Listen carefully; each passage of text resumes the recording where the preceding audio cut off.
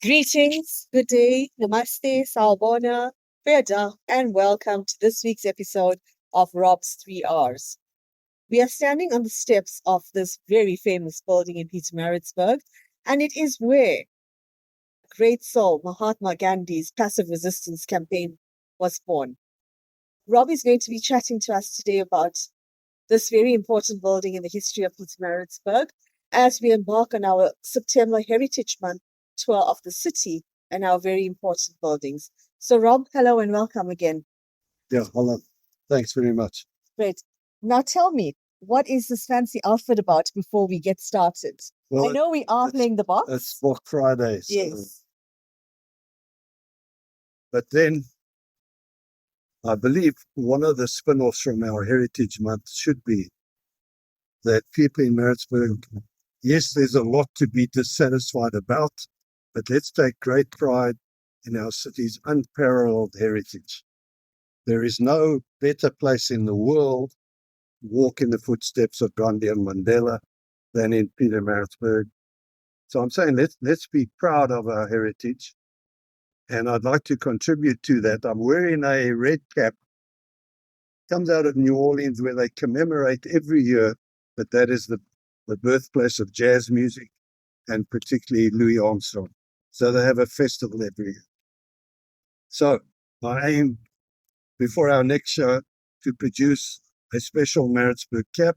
Must be red, must have brickwork on it, and must have the City Hall's clock tower. And I want to encourage people then, let's show some pride in our city's heritage. Yes, absolutely. Wonderful idea. And today I'm adding another R. It's a rebuttal. Oh, that sounds interesting. I take strong exception to people who run down Maritzburg. It's bad enough to call us a sleepy hollow. If we're sleeping, then some other places have, I don't know what it is, permanently is. Yeah. And it's one of our great advantages that we are a slower paced city. Yes. It means that buildings like this one, the railway station, are virtually intact. Anywhere else, they don't keep an old building like this. They knock it down and put up big glossy structure. Yes. Ugly, has no relationship to that particular place or its environment. Mm-hmm. So we're going to go inside just now. It's to our great credit that this railway station there's one or two gaudy signs that have been added, but other than that, this building is intact. So it was a fantastic place for us to make it more of a museum, so that people could come here and know exactly where the Gandhi got thrown off the train. What did he do when he stood up? He walked to the waiting room. So you can literally walk in his footsteps because nothing has changed in the building. Yes. And I think that's priceless. So many places in the world, they talk about heritage and there's vague descriptions. All over America, they say George Washington slept here. I used to say, well, who did he sleep with? Because, what is it? Where did he sleep? No, we don't know. Yes. But we do know he passed through here once. Yes. And so, again, Pietermaritzburg's great. There are Gandhi sites, there are Mandela sites, and so on, where you can say, this is exactly where that is. Yes. So.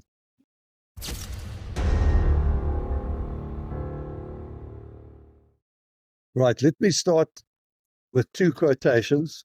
One by Alan Paton, who's probably the most famous son of our city. Paton, in his autobiography, described Pietermaritzburg as the lovely city. And he took exception when one critic said, well, it's quite ugly, it's not lovely, it's not beautiful. And therefore, he accused Paton of that old saying that beauty is in the eye of the beholder. Paton took exception to that. And he said, I was not, as one critic suggested, practicing the art of repetition, because my beauty was already created in the place where I was born. Now, any resident of Maritzburg should be impressed by that. It is a lovely place in the valley, surrounded by green hills and so on. nature reserves, a forest reserve, a Thornfelt reserve on the other side of the city. Wonderful place for gardening, for bird watching, and so on. So the physical environment, the lovely setting of our city, unquestionably is still with us. But perhaps even more praiseworthy and remarkable is that buildings like this, the original Maritzburg railway station, designed by a Street Wilson, an architect who is also responsible for the city hall and so on. And amazing, the building is largely unchanged. It still bears the emblem of the colony of Natal, as well as the crown and badge of the NGR, the Natal Government Railways. Most people don't appreciate it. They hear about an Indian person being thrown off a train, and they attribute it as just another apartheid atrocity, which, of course, in a way it was. But it's critically important to understand that racial discrimination was actually took place in our province long before anywhere else in the country, because this was a British colony. And Gandhi came to this country and stayed here simply because the British colony was intent on making sure that Indians could not vote in the colony. Many were British citizens at the time. They could vote in England, but not in Natal. So again, just part of the rich heritage. So let's go inside the building. And as I said, we can actually pinpoint where some of these famous things happened.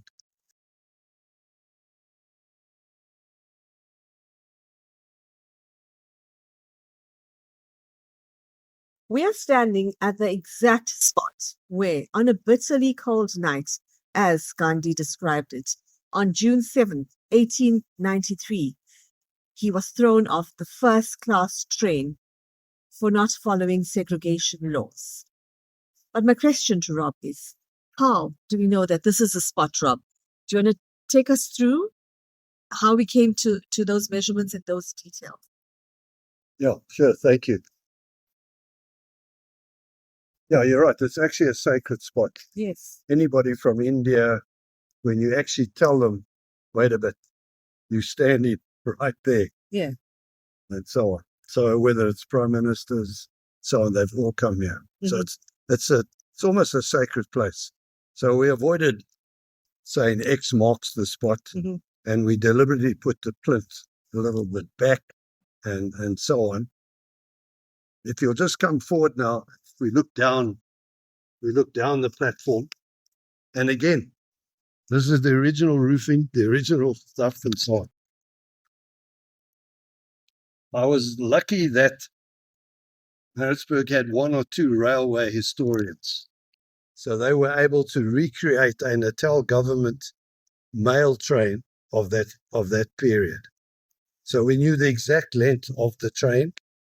We knew then that the steam engine would go and stop just beyond the roof to avoid the smoke and soot coming inside here. Secondly, we knew that the first class, and Gandhi had a first class ticket, that was the very last coach on the train, right? So we had all the dimensions and so on. So it was literally a case of pacing it out and saying quite accurately that probably, as I said, between these two poles, I'm standing here, he would have been thrown out. How far did he fall? But this is where it is. This is where he fell. So again, this is a place, I mean, a lot of people fall on their knees and say silent prayers or come to tears and so on. It's an emotional, it's a place of worldwide significance. I'm going to be telling people. The Gandhi Committee tries and so on, but we should make a lot more of it and so on. Almost, and very importantly, Gandhi then wrote, and this is what he said, I was afraid for my very life. I entered the dark waiting room. There was a white man in the room. I was afraid. What was my duty? I asked myself. Should I go back to India or should I stay with God as my helper and face whatever was in store for me? I decided to stay and suffer. My act of non-violence began from that date. So here we are, Gandhi telling you, he picked himself up and he walked to the gents' waiting room.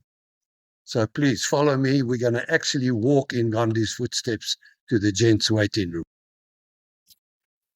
Okay, we're now inside the gents' waiting room where Gandhi was to spend the full night. As you can see, it's now been converted into a museum. It's well visited, and it's a good place to learn a lot more about Gandhi, about his subsequent missions in South Africa and elsewhere. So again, it's a worthwhile museum. I have some reservations about making any changes to it. Maybe the museum should be next door, and this waiting room left exactly as it was, untouched, and so on. But nonetheless, again, given that we know he spent that first night here, it's a very important room, and it's wonderful that it's still here.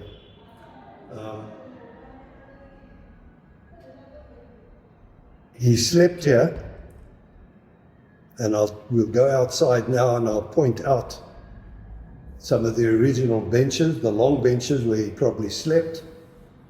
And then the first thing he did the next morning, he sent a telegram of protest to the general manager of the Natal Government Railways. And I've been able to identify that you were able to send a telegram from this station. So we'll walk to that window where Gandhi would have stood and written out his telegram. Okay, we're sitting on one of the original long benches, which used to be inside the gents' waiting room. So again, it's very probable that Gandhi slept as best he could on that first night in Maritzburg on one of these benches. What are the chances that it could be the very bench? To the best of my knowledge, only 2 survived. So that's possibly... So it's a 50-50. Yes. It's one or 2 benches. So maybe we should put something on here, the Gandhi bench. Yes. So, as I've said then, the first thing he did was send a telegram of protest. I spent hours and hours in the archives going through every telegram sent from the central post office in Maritzburg, because I assumed that he walked from here to do it. Only later, when I was examining some early maps and plans of the station, that you could send a telegram from here. Oh, okay. So I'll take you now to where he stood to send the telegram. Right, I'm standing at what I've identified as the telegram office. If I get round to it, if I can find the records, imagine finding that telegram, that initial document that launched his career as an activist. So maybe I should try and attract somebody younger, because it's going to take a lot of time. I think it's also important to say that, yes, Gandhi, in his own words, said that his act of non-violence, that's true. To then go to say it's the birthplace of Satyagraha is a bit of a leap, in my view. It took several years for that whole philosophy, the major march of 1913, a whole number of disobedience campaigns, and his search for truth, as it were. But no doubting, the seeds were planted here. And in a sense, if you like, when does a person become an activist?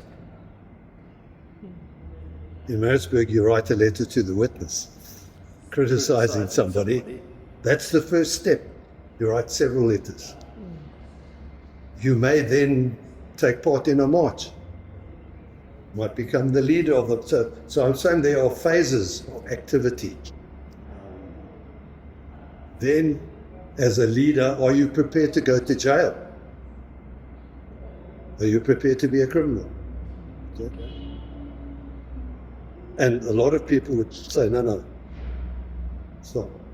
So again, to understand such a guy in its fullest sense, one needs to do this. It's not simply about being a pacifist at all. It's a complete misunderstanding. You're very active. You are actively, mentally, positively making your stand.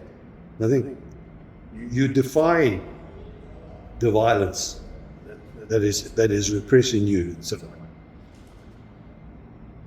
And you can trace that in Gandhi's life, you can trace it in Mandela's life, you can trace it in Martin Luther King's life.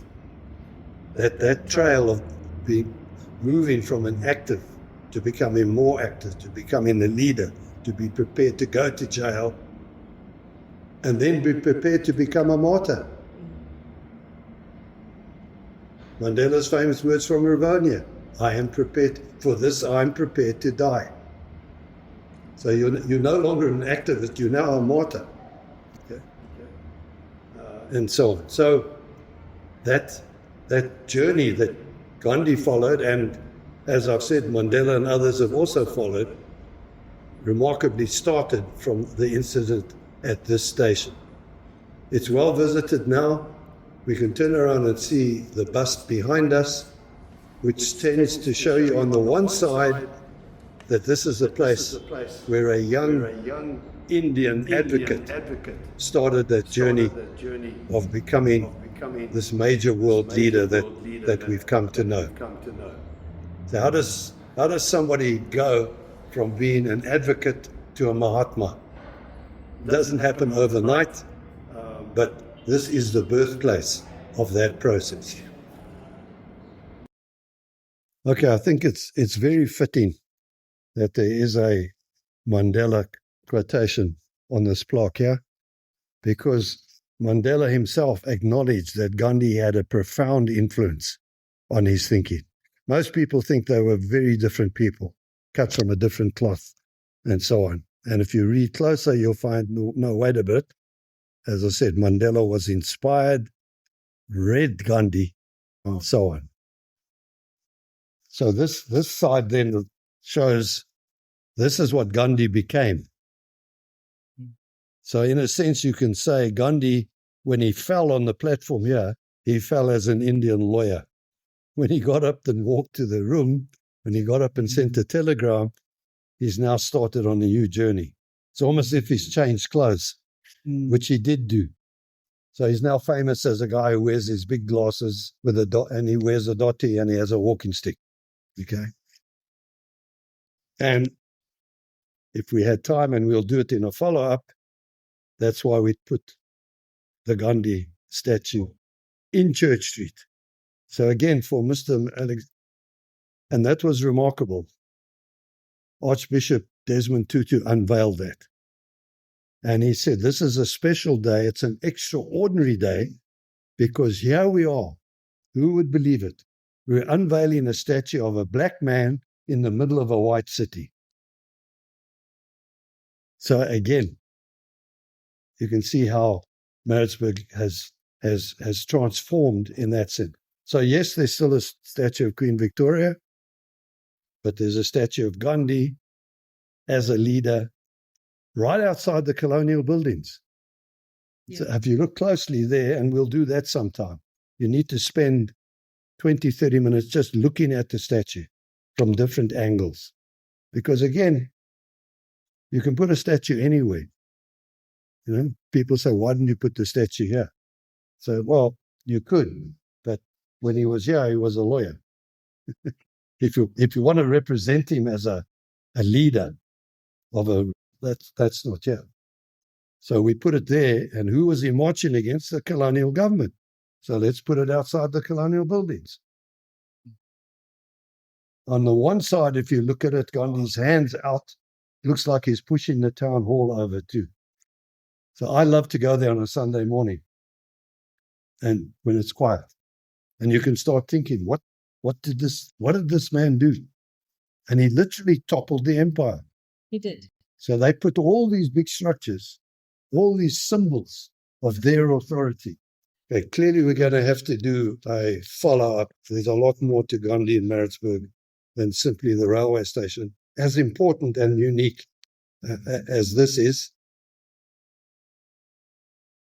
The statue in Church Street, unveiled by Archbishop Tutu, and he made a very important point by saying it's extraordinary that we unveiled a statue of a black man in the middle of a white city. This was 93. Yeah. So, yes, you can look at a lot of Maritzburg things and say they're colonial relics, but what we've done is I think we've transformed them. And by putting the Gandhi statue, it's the most prominent statue in our city, right in front of the colonial buildings. The colonial buildings has the insignia of the English royal family in the background. So from one angle you sit up and there's Gandhi's head. Okay. And he's literally triumphed over that colonial rule. That's what it's telling you. You look down towards the city hall, it's almost as if Gandhi, who spoke in that city hall, he conquered the city hall too. So whatever symbolism you like, I'm saying now you can read the Maritzburg text. Alexander's right. The city is like a book. It is indeed. You just need to know what you're looking at. When was this put up? Why? And so forth. So this city's heritage tells in more detail than any other city. I know it's certainly in South Africa. And I'm not sure there's another city in the world that has such close links to people like Gandhi and Mandela, for instance. Such great world leaders. Absolutely. Right, let's go to the City Hall.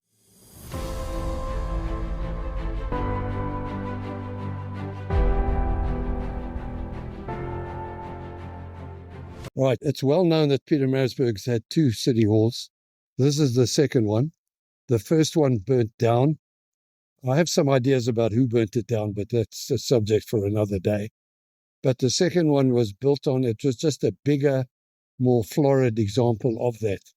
But interestingly enough, in all of this massive red brick building, they pay homage to the fact that this building literally rises from the ashes of the previous first town hall. So this sculpture is the phoenix rising, the bird rising from the ashes, just as this second city hall rose from the ruins and ashes of the first fire.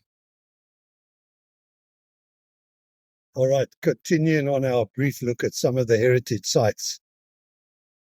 Prior to the unveiling of the Gandhi statue, there was virtually nothing in the city that commemorated that people of Black, Indian, and so on had played any role in the development of the city. This plaque here, originally called the Carbineers Gardens, the Natal Carbineers, famous Natal regiment, and so on. And an unknown fact that some black people actually fought alongside with the Carbineers in some of the colonial wars and so on.